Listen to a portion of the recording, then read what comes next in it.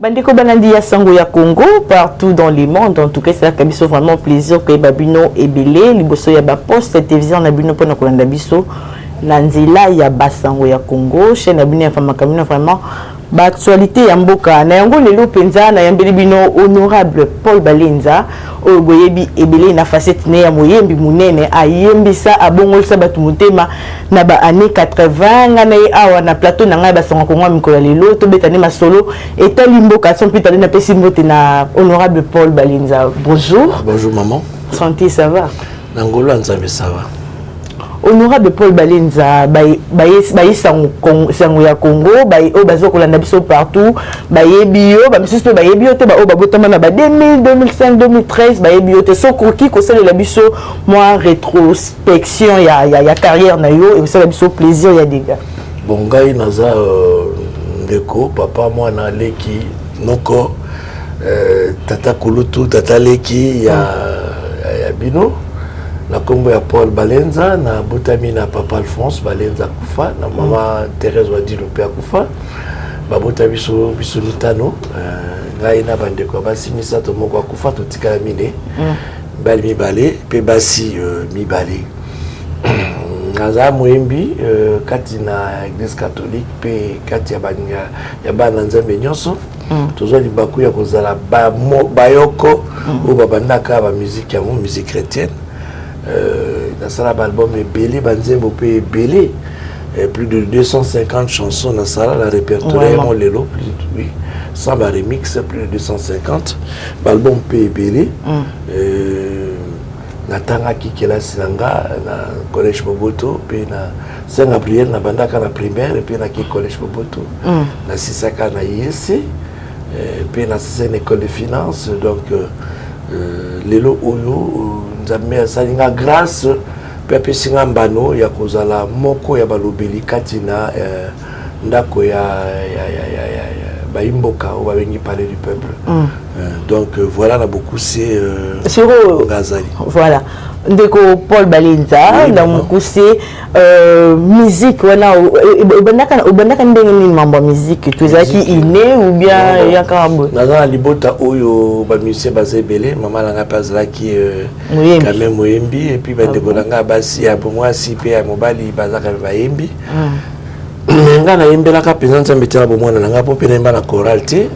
Il s'est fait que na yembaka moko mususu na ndako nzambe na tongo pe ba mama balukinga babinanga continue koyemba sango pa lukinga abinanga yakabo sangana moninga boyemba to kompe koyemba to sala orchestre na bane 80 81 orchestre arc-en-ciel ici manango na 89 na sali vie nouvelle ou ezatilero. Donc pour nanga koyemba eza mbela eza likabo. Les vocations au Nzambe à Pesa la chakati nanga donc pe tinda wa pesa ngala imbelaye pour na sisa ba kelasi na koma mikanda ndenge na nika sina salate na zope musalate mais Nzambe wana kaka futi ngai komisinga lelu na misika oyo ti na kokufaka nanga atape na zango sute mais mokilore banga ki na lekaka na parler du peuple na la molobeli ya bato kati na parlement. Donc c'est ce que Nzambe asala pananga. Donc na obakango toujours likabo monene Nzambe apesanga na mokili eza kombo apesanga e po yango na kombo na mama Gracela oluka kingai so na nga masengo moko boeto mambweni moko boeto ndeko ka nga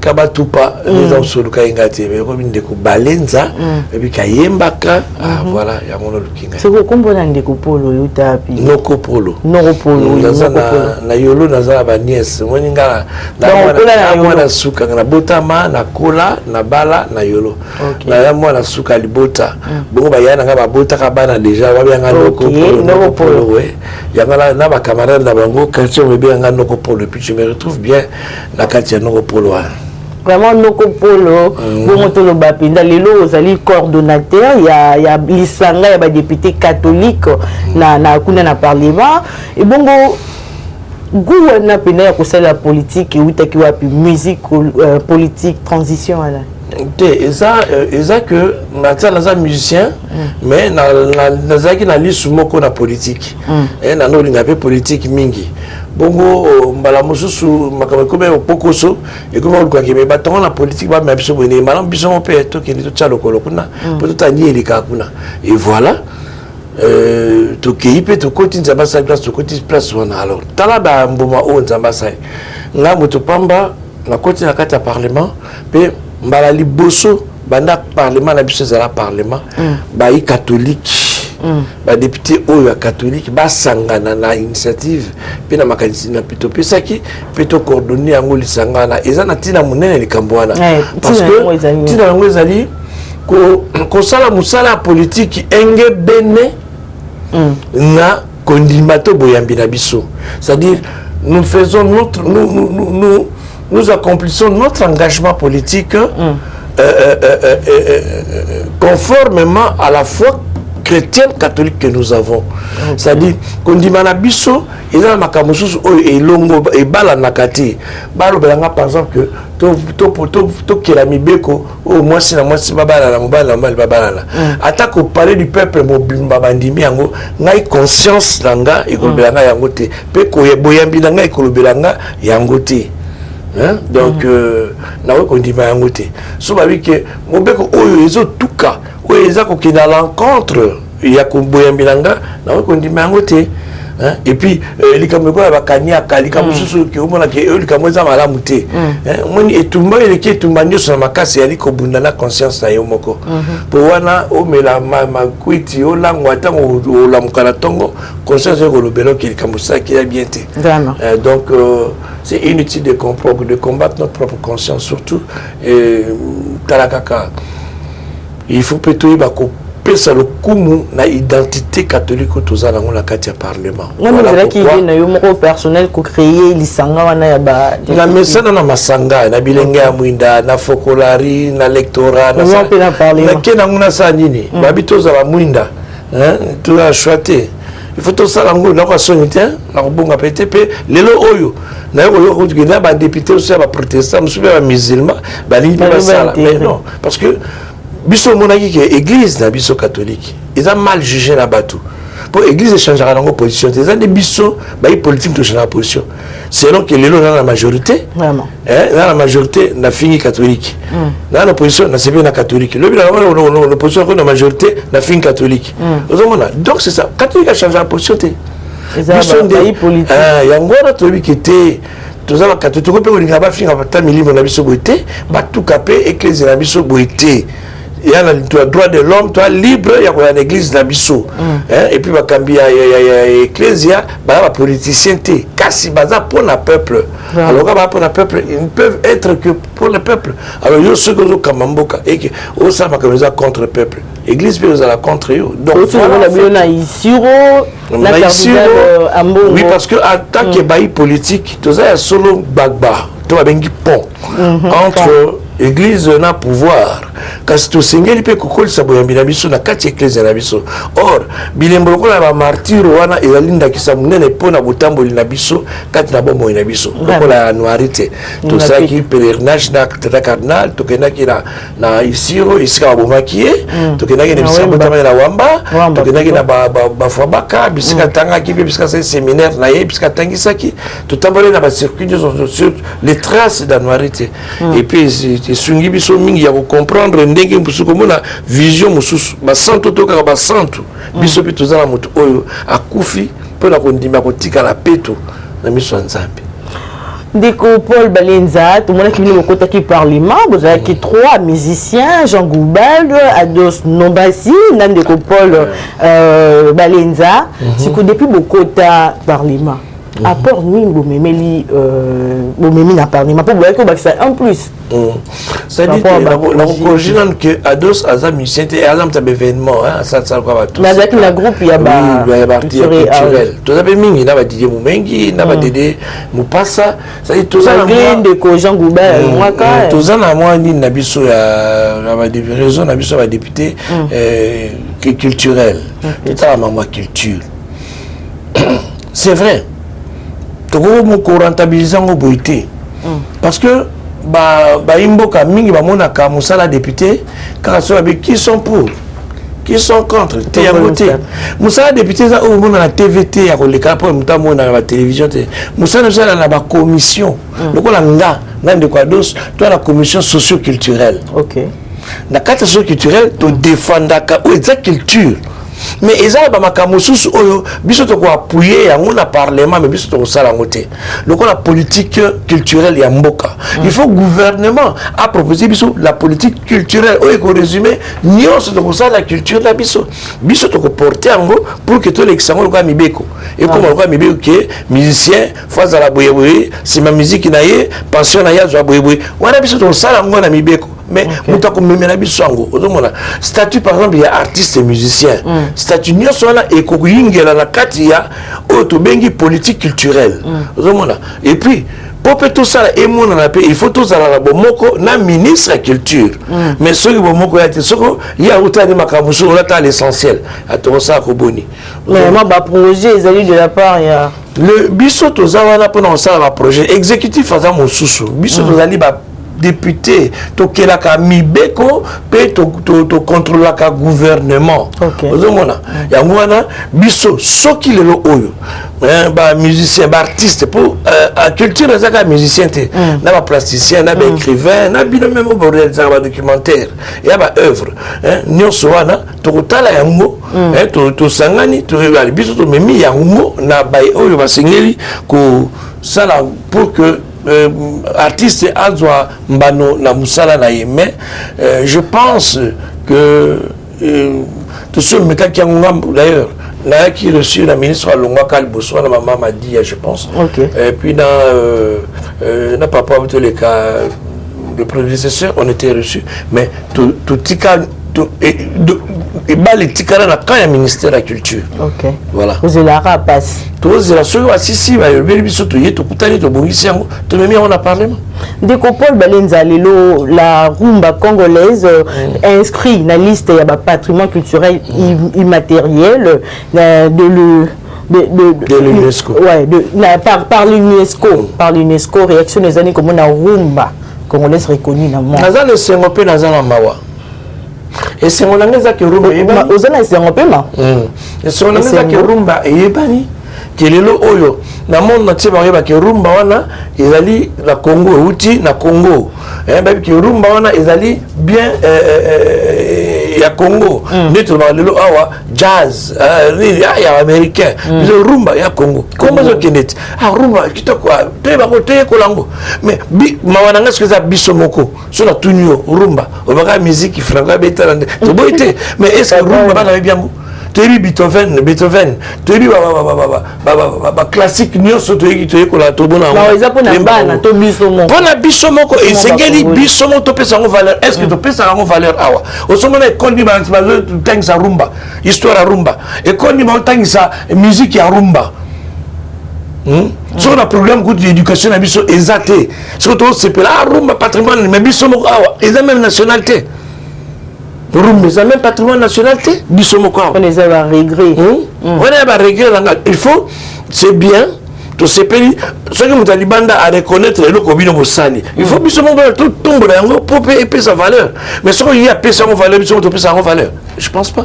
Tout le monde déjà ministre de la Culture a besoin d'organiser, on a fait belé pour n'a pas célébrer. Solam Kolomori Oleka Lambo, Egoleka. Oh, Egoleka Lambo. Karaboué. Tu es Congo Egoleka. Parce que la normale des choses, il faudrait faire asseoir cette valeur-là na kati mboka. Tu voter mibeko que lelo o rumba wana ebanda kotangama comme histoire na kati ya beke na école. L'école oui. Tu école la musique, na nebo Beethoven na saibo, na nebo Saibo, Jacques Brel, na nebo mais biso moko te polani. Lelo opete ko la Franco, tu ko la Nico Kasanda, abota makawapi, akola kawapi, aleka na orchestre nini, tabule wapi. C'est ça. La cour la musique rumba. Il y a patrimoine. Mais le 27 mars 2020 na Jamaïque lelo. Mais même dans la classe d'abord bah yeko la histoire ya musique d'abord pour les liés la culture d'abord so rumba lié la culture je pas tout la route to zilika mundela ndi mango na UNESCO pour tout mettre en boucle tout mais la champagne je pense pas Je pense pas. Il faut tout ça la mingi. Il faut tout bandango awa, tout ça la mingi pour que tout mérite en goût. Donc Paul Balenza ngolo ba été a pina to reconnaître na rumba na biso te ya Congo to mona ba yo so rumba katani. So ki a so rumba to bina rumba fali, so rumba ya so fere, ko bini ka rumba, mais rumba ya moko.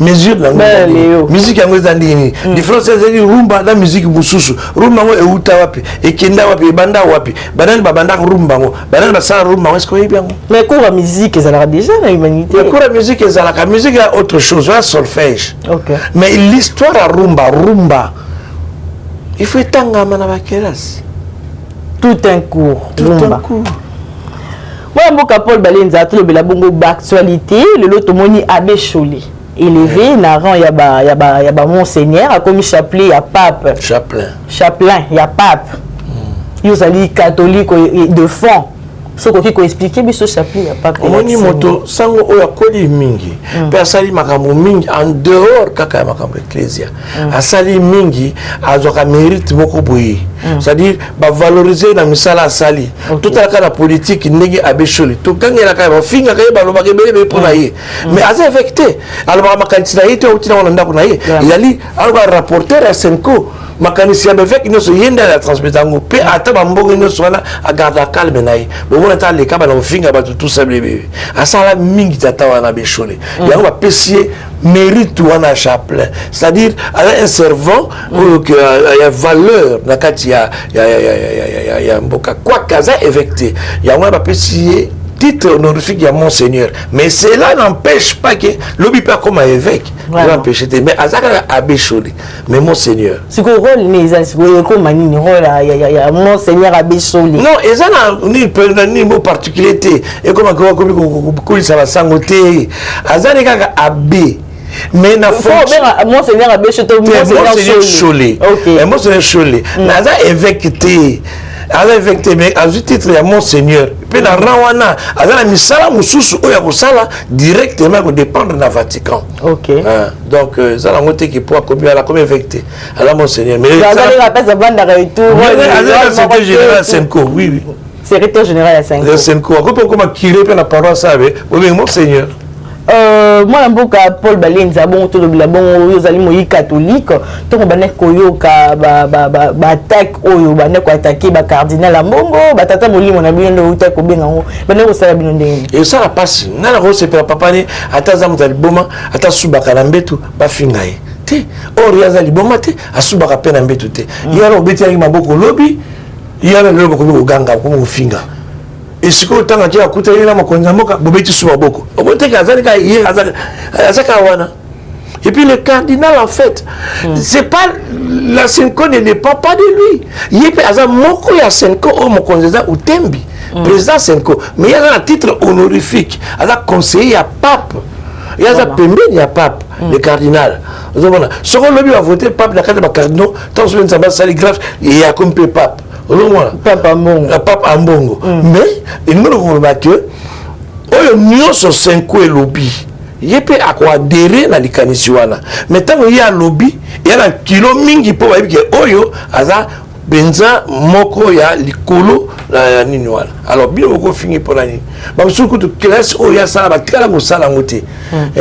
Église Oya kambaka Congo mobimba to akambaka diocèse mobimba bango bazaka na ba groupe de prière moto église de réveil mo bakota 2000 3000 personnes lelo osoke na Saint Joseph ka paroisse moko wa misa misato et l'équipe même mbala midzomi église d'ailleurs ndenge ya libo ce qu'on soit paroisse c'est ça zo ya Congo vraiment donc il faut quand même du respect tout la valeur mon côté bisonyoso. Mais est-ce que vous avez condimé catholique ou qui côté mais vraiment il comme gratuité enseignement? Non, je pense pas.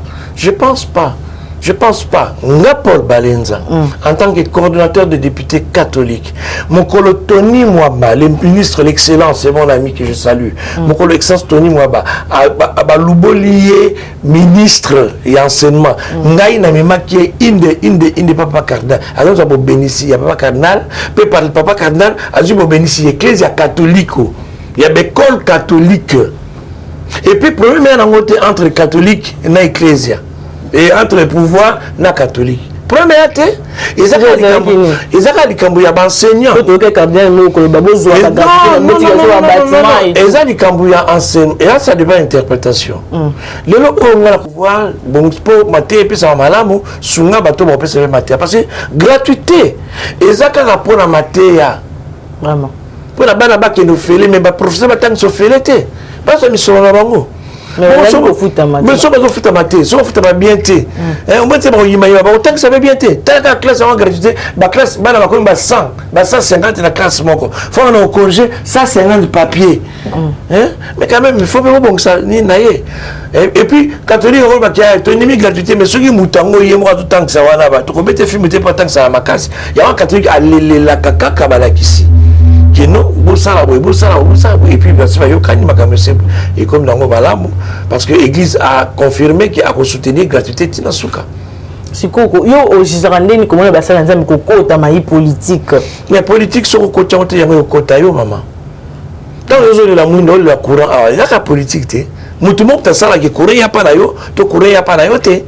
Bon so yo van ka pona katuna sabe alléluia amen. On a amulili. Faut tenir mon lobat en tant qu'homme. Toi, on a l'église. On a droit na yo, na ba devoir na yo. On fout ta pape na yo, on fout ta impôt na yo, on fout ta vignette na yo, faut nous aider bonga.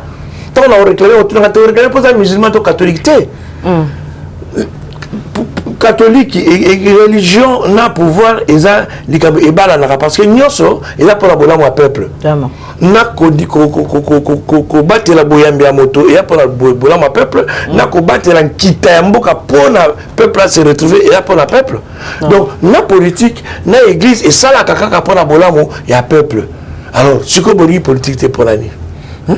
L'église était là. L'église c'est ça la politique mais église il y a des membres l'église c'est ça la politique pour évêque mon côté comme ministre évêque mon côté comme premier ministre comme président mais l'église est à la sima ya population sima ya peuple et le peuple na yo alendi saka na boyambi azala pe malamu na bomoto or bomoto peuple ngo mutasunga ngo ya politique alors ce peuple là se retrouve na bomoto na l'église va pour politique té net investiture ya ba membre seni mabeni ni za ki wana pinza té ni kadi mala tête ya seni té wana na ko répondre ngo peut-être parce que ton ozonga la biso sima on peut avancer pour essayer les qui on peut rien faire mais si ba kutani église habito les qui sa page attends contre les kambango mais ce que c'est les qui le nyango si la raté mais on va reprocher ba tata mini na bino nini ile oni ba saki ma la reprocher on est là té na reprocher on pour la nini parce que ils ont dit kambo ya politique il y a dit kambo ya confession religieuse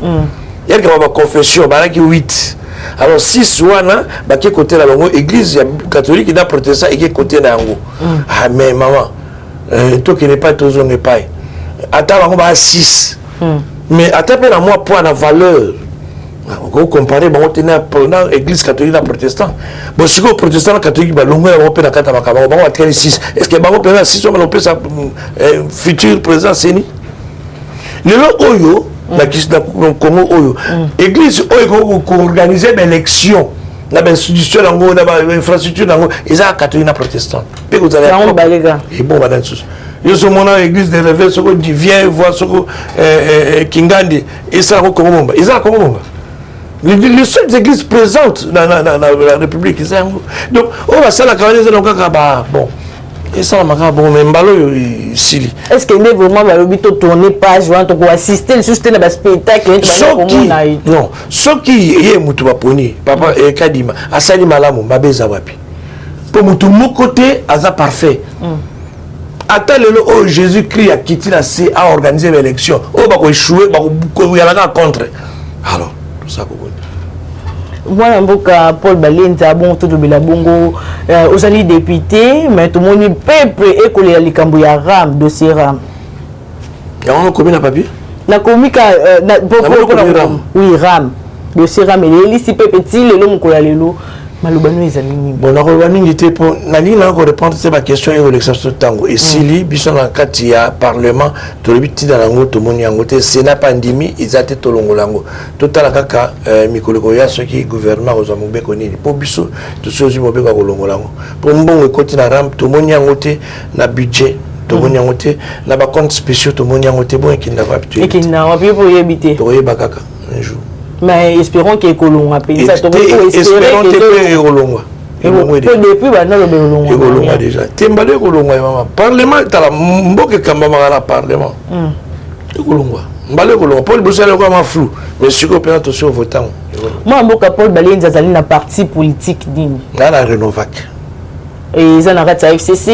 Il a ma majorité. Vous avez arrêté Union Sacrée. Union Sacrée. À venir Réunion Sacrée, Zanini. Tout le monde va venir, tout les cas et tout. Vous avez même bien venir à Union Sacrée. Donc, comment on appelle ça? Est-ce que. Ils ont espoir, Union Sacrée. Ils ont une organisation. Ils ont espoir, avant la comme Union Sacrée, tout ça, ils peuvent aller ce soir. Tout le monde est bambé, il va aller à la corriger. Et là, l'union se bandaka, il bandaka na pokoso tie ko vanda. Na remaka, na sala mingi ba association. Association yo soso o sangani. Soko bo bandi ko tchane be ko liboso soso ku faranoki. Faut bo vanda na bo yebali ba faiblesse, bo yebali ba force, bo ki na kama cotisation. So tie montant bo ba kima. Na likambo ya présence, so to sali deux présences, deux absences to longolio et aussi là. Madame tout à tout ça ndenge nini. Alors, malin bongisa au Kénémala. Moi, Paul Balenza, bon, tout le bilabongo, est-ce que toko toutes nos questions, on peut au bureau contaminer la polémique à battuté, mais toko le balikama justice na biso ya Congo, est-ce que comment maïm ezali koleka na mboka mikolo toko le baki justice na biso ezali vraiment indépendant? Bon, tout ça on a pas pokoso. Ba pokoso ezala no maman.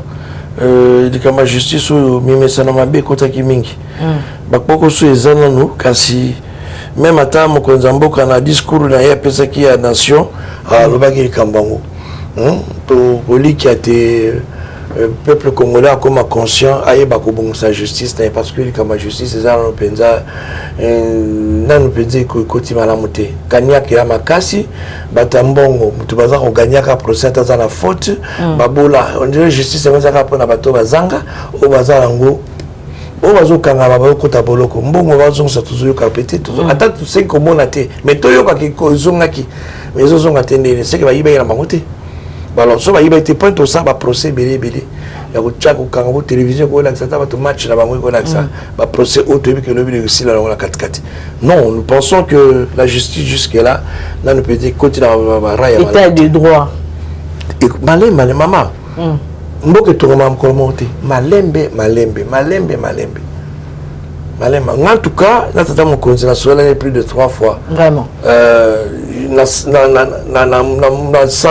santa kanaye pour ça penza ya ko changer mboko so ka na baguette magique ndeta totalement dans avion bisonyos. Donc tant que ça la bimbe total angote na misko ya critique mais ils ont mbano okoya. Moi j'ai l'espoir attendre nzembo ndeko imeki na sepela nzemba on to salité c'est vrai ils ont ils ali expression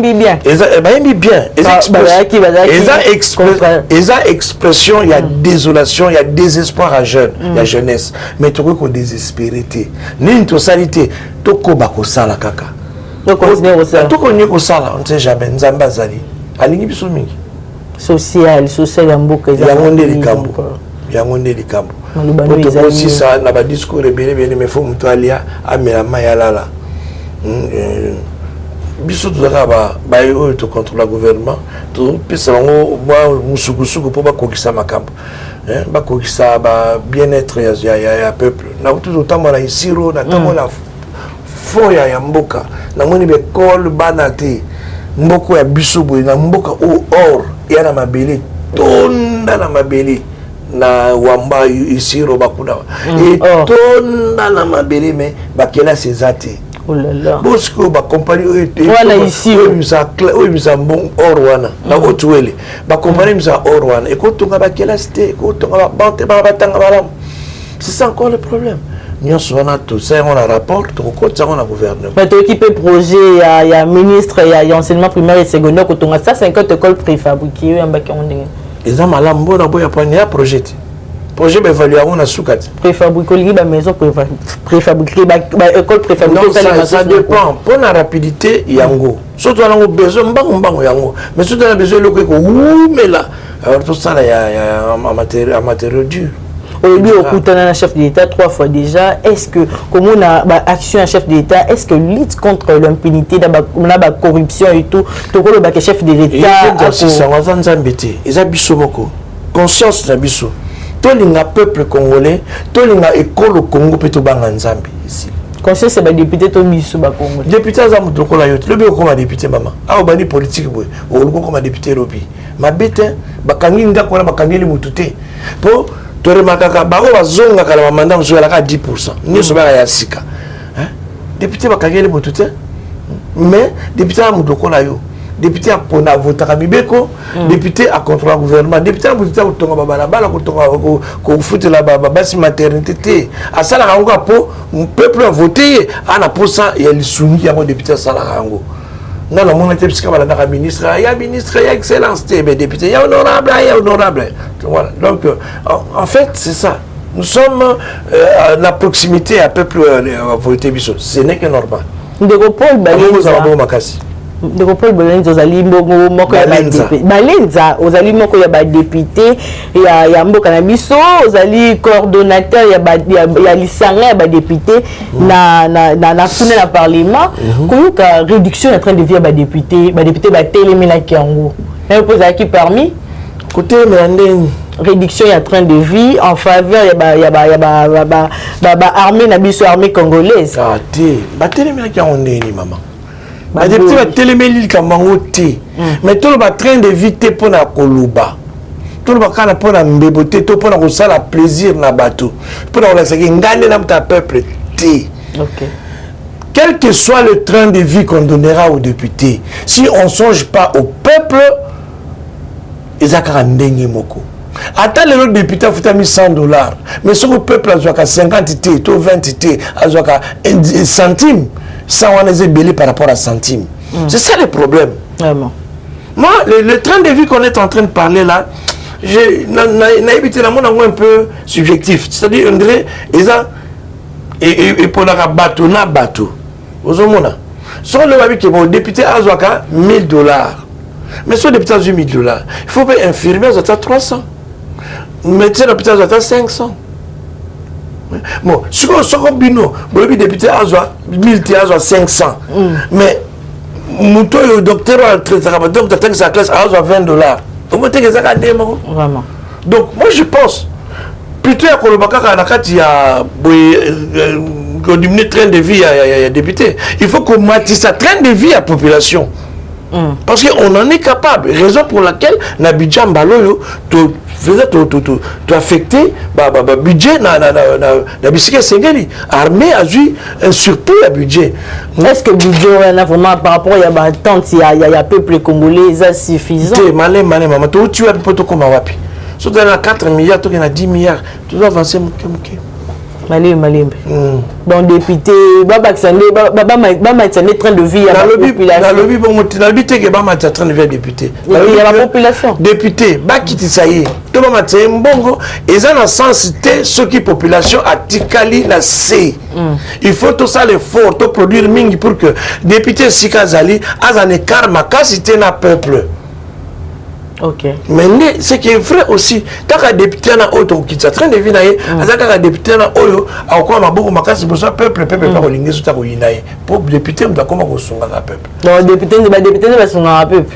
Mais il y a ça maman, ngambo on a sur $10, là on a $3, $7 qui est dans la base. Est-ce que député n'y maman bon nous sommes un contrat lingate ata baboti ba kabaka te na vie parce que mutu les éducation kokaba les éducation poza motia malamu ils ndingo yeko na libota na yo soko za na égoïste no kabana lolendo ale bon ensemble zo regretter ngo mais au président ça égoïste était ata za na $10 amoni mutu pa sengi akopesa ata $3 akopesa yatika na 7 donc en fait pour anga kokaba ils ngo ba force ngo mututé oya kabaka tata comme ministre au kabate mais oya kabaka atazane centenaire ataza mutapuso au kaba donc kaba bota ya bon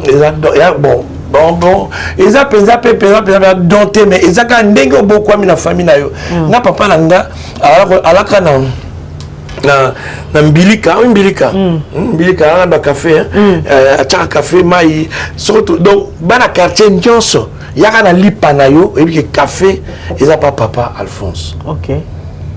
Na équipé. Quand on se peut chance ma papé. Donc je voyais tout un quartier, il y a comme la kati on dirait restaurant et pas la bisso. Tant que le premier tour est ici, le deuxième tour. Dans un monde, alors pour l'anga, que 5 ça va te couper ça, et c'est le là. Vraiment. Mais où il y a un bon barabilo pour me payer, au bon il a 100 bétou. Mais il y a un temps que l'on colle dans le bon barabilo en route. Moi, je suis Paul Balenza, bon, tout le Bongo, tout le monde par rapport à procès chez Béa, tout le monde Bongo, ancien président de la République, cité comme donneur des ordres dans l'affaire chez Béa, dans l'IWA chez Béa. Réaction de les alignés. La réaction était présente à la justice. Est-ce que tu peux espérer qu'il y a comparer parce que parti accusant qui va causer la comparution, il y a Ndeko Kabila là-bas. Je vais dans nos mandats mon côté, tout va enseigner pas y a tes soins, enseigner te répondre. Mais voilà, ça va spéculation à battre. Mais ils ont la justice, biso ba législateur, ba député sur le Cambou, c'est comme la justice. Tu peux ça ravir na bisoté pour toute la justice à ça là. Tu vois que ça va nité. Et puis ils ont appelé à solo que hier nous a commandité. Bon ça la moitié. Vraiment. Affaire hold up. Tant on y a présumé détournement, on est ça là qui on est. Toyoti, que ancien chef de l'État appliqué na présumé détournement il y a millions. Bon, tout à l'heure on est ce qui est solo. Fait la justice. À comparer, c'est pas défendre. Motivé sur hasard, au moins la présomption d'innocence. Alors moi, par il y a doute qui vous a payé, alors justice comme ta kata makama. Mais n'a pas statut, n'a pas protection et tout. Côté, maman. N'a pas bonté. N'a donné mon côté à l'Ikambango. N'a pas tant de bâtiments sur tanga. Ils ont vrai, justice dans la crèche. Moi je Paul Balenza bongo to lobela bongo tangu yo kaki makambu ya armée ougandaise na sol congolais ça qui on ndeni nga eloko na ko yeba na koloba oui izaki mikolo misato boina na ici enfin la semaine passée là na isiro na kata chambre nanga dans une carte géographique à Congo. Na bina tala bisika ici rongo zali. Bambo ko tamboli bisika zali. Na moni ngo ya pemena Uganda. Kote so pemena Soudan. Na moni ba Ituri. Na tali siko ya ngo Uganda. Na tali pe Rwanda. Oh. Rwanda mboka mkiebo. Nini Congolais? Akomi na traumatisme ya Rwandais. Donc to koma bela ko banga. Ndeko zawana ko on teka fufu na yo soko belge ko somba o teka na gentil soko érythréen o teki na gentil soko tunisien marocain libanais o teki na gentil soko mo rwandais o teki na mtema passe au nyongi pona nini po bango ndi baza ba otera ba massacre les canadiens c'est vrai mais yango te ekolembisa biso to banga ka bango po le place to bongami Rwanda yemo kutaka linga te to banga guerre. Okay. Sur le Congo, nous avons abongami armée. Tu dis que Boto s'est préparé pour la guerre na Rwanda. Rwanda kolinga tamba côté. Pour population tu vois la machine na Tchangu. Sur le côté Rwanda et mutu moko Rwanda moko tu tika les belés sans adversaire. Armée ougandaise na Congo. Ah, té armée ougandaise na Congo. Ce qui est pour la bolamu parce que guerre auto salawana. Ba ade fona bazo buntsaka Congo te ba buntsa pena Uganda alors ceux qui biso na bango toyokani yaka toyokana te toyokani pona mikoloboni toyokani pona likambo nini toyeka poto chasser bango ya pona minerete ya poto vana libela te to katela bine tenité ya poto chasser bango kimi kota pa na bino kimi kota pa na biso na moni ngo mabete. Moi, je suis Paul Balenza, je suis vraiment malé Nasuka. Il y a une émission de biso conseil ni nous couper ça na baï politique ya mboka na biso. Basani. Pour la kamutu. Na makambutu ezoleka ah politique to yoka ba détournement tout ça. Le conseil ni couper ça na baï politique ya mboka au détriment au bazo ça makambu détriment ya peuple. Nga la baka toujours na tiko lo bango awa. Nzambe apesa biso ko le Congo. Peuple apesa biso confiance. To yangelaye mais peuple a pas parole que to ni subinoté yo organise bien que le peuple a télémati qui ça samba Congo mettez mais bito lingi la subinoté to zala Vraiment. Tous atteints. Donc, peuple a payé confiance. Il faut te mériter confiance, peuple a payé. Conseil européen, on est là pour le peuple. Et même slogan, il y a mon Konzamboka. Le peuple d'abord. Il faut être concret. Vraiment. Le peuple qui est là, si le roi gratuité, bandi boui. Moi, on a condition bien, ma classe est comme bien, tanga bien. Bisotan tout tangaka. Ton nom est la musique école, il faut faire. Au fêlé. Dans le campus, na 80. Tu as jeté la bus au restaurant, bus au fêlé. Tu as la bourse dans les rois. Non, il y a plein de milliers dans l'hôtel. L'école pour le millier qui est comme un service de jeunes personnes qui sont là, et ça va contrôle. Et ça va qui est? Ah, ben c'est ça. Alors, ceux qui m'ont kimbo, qui m'ont pour le tomber, on va dire comme Kolomo côté. Mais biso baï politique, tu sais que mon consinabiso est un peuple. Mon consinabiso est un peuple. Peuple, oui, tu biso ana, tu sais que zongi silaye ascenseur. Que peuple non pour na kinga, na yaki a pour na la kaki yo boye, yango ekomi. Surtout le train là 2 ans, hein, 2 ans. Ils ont un tata, attends 6 mois. Peuple yemo ko mona, oya yi pe me nanga toté. C'est tout. Moko na ça bilan. C'est comme ça qu'ils ont été profiter à 2 ans eux. Ce qu'on a eu avant, continuer kakati. Ma beza te mende, conseil au pesa kaka total peuple. Pour na bolamu, ya peuple. Ils ont la slogan, ils ont la béboté, mais ils ont la misala. Mais bilan depuis le pouvoir et bandit il est yo que jugeons on est déjà négatif ou bien positif. Bilan il y a pouvoir en place. Bilan pouvoir en place, ils ont na ba ni belé pour nga ils ont na le bango te na terme positif to négatif. Mais normalement le terme il y a désespoir to espérance. Na pour nga ils ont prometteur. Oh ça promet. Ils ont promettre. Ça je te le dis.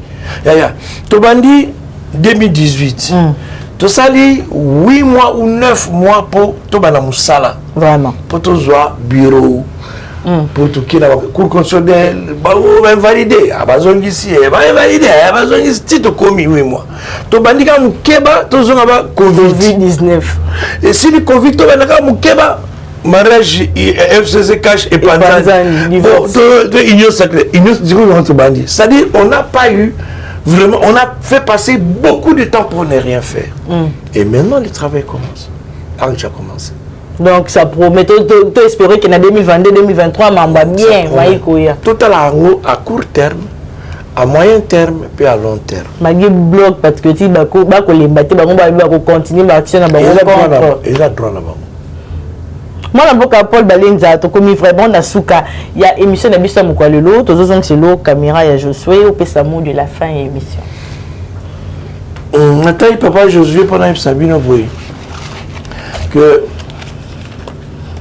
tous les gens qui sont au Congo, il y a solo, ni une salité. Ce que les autres ont espoir, c'est pour tout sali mingi, mais quand tu tout connais au sala, Nzamba Azali.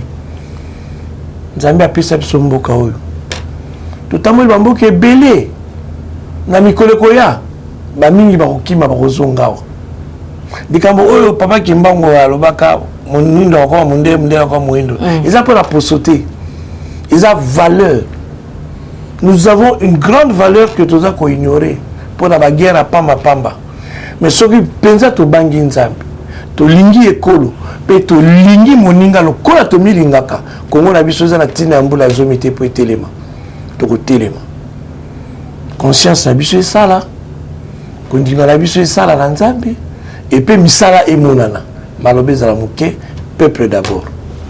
Merci beaucoup, honorable Paul Balenza, pour votre disponibilité. C'était honorable Paul Balenza, musicien, artiste, chrétien, Zali Bongope, coordonnateur, il y a Kassous, il y a un groupe Oyo, Kassous, il y a un député dans le Parlement, Kassous, hein? Caucus, voilà, Caucus, il y a groupe, il y a un député catholique, dans la nation, il y a un binoyer, dans le merci de nous avoir suivis, restez branchés sur notre chaîne Rima de Kinshasa, vous allez en aucun cas déçu, merci à Joe qui était derrière la caméra, on se retrouve très prochainement. Eshima, votre magazine qui bat au rythme de l'actualité. Une réponse à vos besoins en information, un éclairage dans divers domaines. Impartial, documenté, instructif. Eshima au cœur de l'info. En exclusivité, édition spéciale Inspection Générale des Finances. Jules Alinguete Key, les shérifs des finances publiques. Jamais dans l'histoire de cette institution, 34 ans durant, l'opinion nationale et internationale n'avait autant parlé de l'IGF. En près d'un an et demi, le shérif des finances publiques, avec le concours de ses différentes brigades, a enchaîné des audits et des contrôles des finances et des biens publics, des enquêtes, inspections, vérifications, contre-vérifications et des surveillances de toutes les opérations financières, tant en recettes qu'en dépenses, du pouvoir central, des provinces et des entités territoriales décentralisées, ainsi que des organismes ou entreprises de toute nature. Et Shima Magazine fait un coup de projecteur sur les actions d'un homme qui a révolutionné un service jusqu'hier inconnu du grand public. Expert comptable agréé, spécialiste en fiscalité et expert en matière d'écoulement des affaires, l'homme qui supervise et coordonne le programme ponctuel des missions de l'IGF connaît tous les rouages des finances publiques. Retrouvez également l'interview exclusive au travers du micro de Thierry Kambundi. L'impact des missions de contrôle et d'encadrement sur la trésorerie de l'État et ses entités. Des témoignages largement concordants et des avis crédibles des mandataires publics et des gouverneurs de province. Fifi Masuka, gouverneur intérimaire de la province du Lualaba, ministre provincial des Finances Lualaba, le ministre provincial du budget Lualaba, Lambert Mende Omalanga, PCA des lignes maritimes congolaises, DG Lucien Ekofo de la SONAS et Gabel Loubipa de l'OCC. En un an et demi, l'inspecteur général des finances, chef de service Jules Alinguete Key, s'est investi en tant qu'instrument de contrôle des finances publiques pour implémenter la bonne gouvernance à tous les niveaux des institutions du pays. Focus. Barnabé Mwakadi Mwamba accompagne la vision de Félix Tshisekedi dans la maximisation accrue des recettes. Nation, le nouveau siège de la SENSAP, inauguré par le président de la République, accompagné du chef des missions de la Caisse et du ministre de la Fonction publique.